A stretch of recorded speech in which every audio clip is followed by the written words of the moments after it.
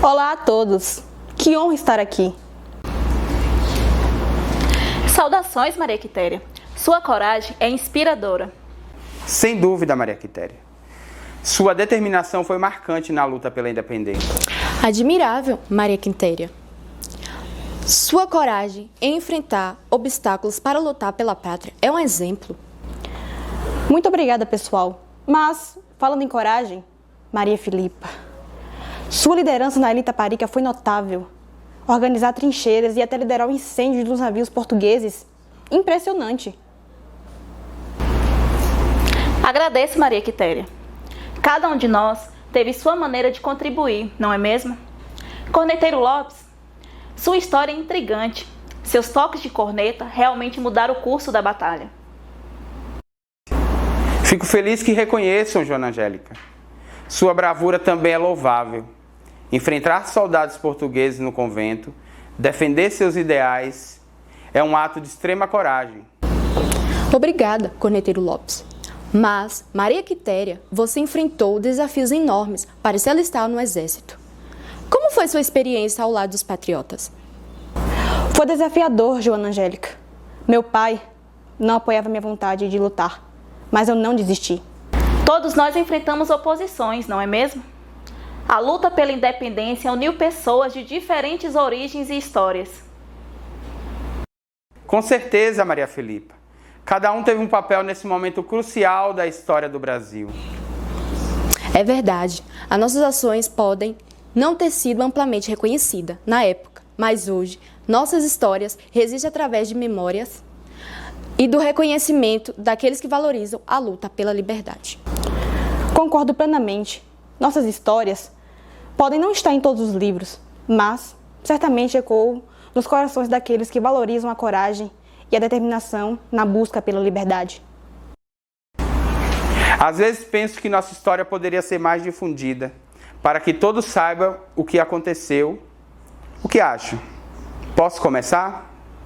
Bom, vou contar para vocês um pouco da minha história. Eu sou o Corneteiro Lopes, ou melhor, Luiz Lopes. Nasci em Portugal, mas me considero baiano, um português baiano. Por isso lutei ao lado dos brasileiros na guerra pela independência na Bahia. Nas batalhas, o toque da corneta não é reprodução de som ou uma nota musical, mas sim um código. Um toque que facilita a manobra e a intenção do comandante. É um comando que o batalhão vai entender. O degolar significa a intenção de que não haja reféns. Já o avançar indica partir para o combate. Na época da Batalha de Pirajá, estando as tropas brasileiras em posição e números desfavoráveis, o meu comandante Barros Falcão ordenou recuar. Só que no momento de comunicar a ordem, eu resolvi demonstrar força e coragem diante do inimigo. Afinal, é melhor morrer com honra do que voltar vencido. Desobedeci às ordens do comandante e toquei em vez de recuar. Avançar, cavalaria. Seguido do toque degolar. Foi o que bastou para confundir o exército português e forçar sua desistência. O nosso tiro de misericórdia não foi o tiro, foi música. Meu conterrâneo, jornalista português Ricardo Duarte, que vive em Salvador desde 2019, disse que não dá para negar a singularidade em torno da figura do corneteiro. Sobretudo, ao se tratar de uma batalha que decidiu o destino da guerra contra Portugal. Em Portugal, nada se diz sobre a história da independência da Bahia.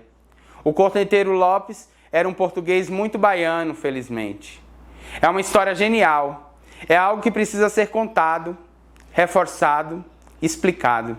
Portugal não tem noção da importância da Bahia na história do nosso país. O professor e historiador Ricardo Carvalho disse que a grandeza do meu ato histórico é maior do que o próprio personagem. É inegável que a Batalha de Pirajá foi o dia D da independência da Bahia. A batalha decisiva. Sem a vitória, não teríamos conquistado a libertação nacional. Que linda lembrança! Nossas histórias resistem na memória do povo, nas narrativas transmitidas oralmente, nos relatos que ecoam nos livros. Nossa luta pela independência da Bahia moldou o curso da história, e é importante que essa memória seja preservada. Ora, deixe-me me apresentar formalmente. Sou Maria Felipa de Oliveira. Desempenhei um papel significativo na busca pela liberdade da Bahia. Nasci escrava, mas a liberdade sempre foi o maior tesouro da minha vida. Moradora da ilha de Taparica, desde cedo aprendi a trabalhar como marisqueira, pescadora, trabalhadora braçal. Aprendi na capoeira a brincar e também a me defender.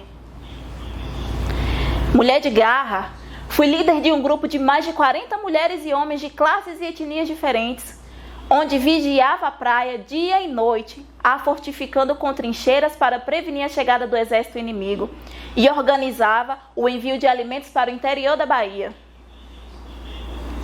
Utilizando meu conhecimento sobre as águas e florestas da região para abastecer aqueles que combatiam as tropas portuguesas, eu, Maria Felipa, também organizei trincheiras na ilha e liderei o incêndio de navios portugueses. Eu liderei um grupo de mulheres conhecida como vedetas. Em um episódio notório, nós rendemos aos soldados portugueses com uma surra, usando cansanção. Uma planta urticante que causa queimaduras dolorosas, que fizeram os soldados se arderem e se coçarem feito bicho.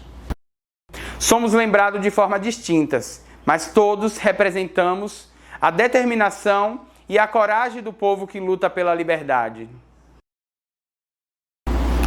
Que nossos feitos sirvam de inspiração para gerações futuras, para que valorizem a importância da liberdade e da resistência.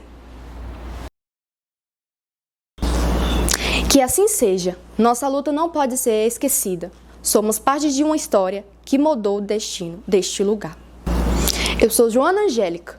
Sou de uma família tradicional, onde as mulheres eram educadas e criadas para ficar em casa e casar, ou destinadas a ter uma vida religiosa, tanto no Recôncavo, em cidades como Cachoeira, Santo Amaro, como na cidade do Salvador.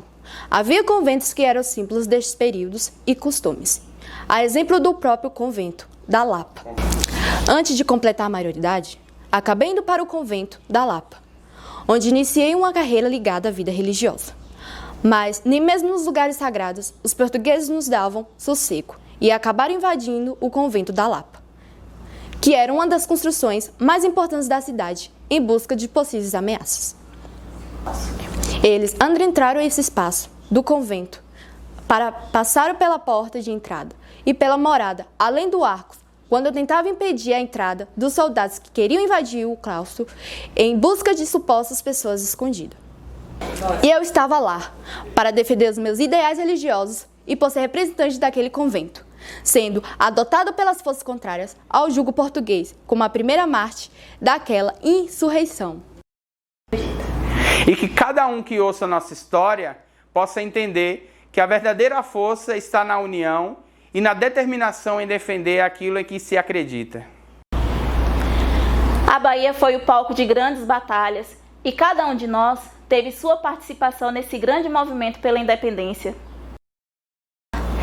Lembro-me como se fosse hoje. Eu, Maria Quitéria de Jesus, nascida na fazenda Serra da Agulha, na freguesia São José, hoje Feira de Santana, na Bahia, órfã de mãe, tendo que assumir a casa e cuidar dos meus 2 irmãos. Meu pai casou-se pela 2ª vez, mas logo ficou viúvo. Casou-se novamente e teve mais 3 filhos. Sua nova esposa não aceitava meu comportamento independente. Logo após a independência do Brasil ser proclamada, em setembro de 1822, em algumas partes do país, como na Bahia, havia contingentes de tropas e civis que pretendiam continuar fiéis às ordens de Lisboa. Como a Bahia não possuía um exército estruturado e treinado para enfrentar os portugueses, o Conselho Interino do Governo da Bahia começou a recrutar voluntários para lutar pela consolidação da independência.